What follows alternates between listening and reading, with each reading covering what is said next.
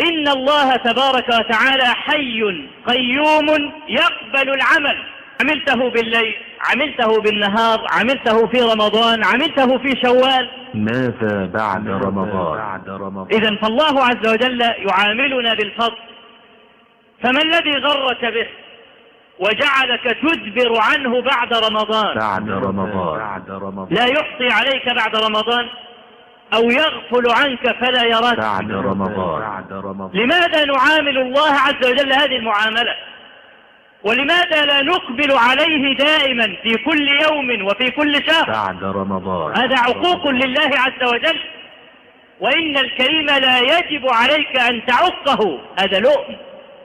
عقوق الكريم لؤم. ماذا بعد رمضان؟ ويوشك الله تبارك وتعالى أن يعاقب الذي حلم عليه كثيرا فلم يرجع. تنبيه. فيا أيها العاصي المدبر عن ربك تبارك وتعالى، إنك لا تساوي شيئا إذا انحرفت عن دربه. ماذا بعد رمضان؟ لماذا يفتر الناس بعد رمضان؟ بعد رمضان. لماذا يقبلون على الله في رمضان ثم يفترون بعد ذلك؟ إذا كان المسألة جد في العبادة فلقد رأيناهم يجدون، إذن بإمكانهم أن يجدوا في غير رمضان، إذ لو كانوا عجزة لما أتوا بهذا الجد في رمضان. إيه معنى هذا الكلام؟ يضحكون على الله.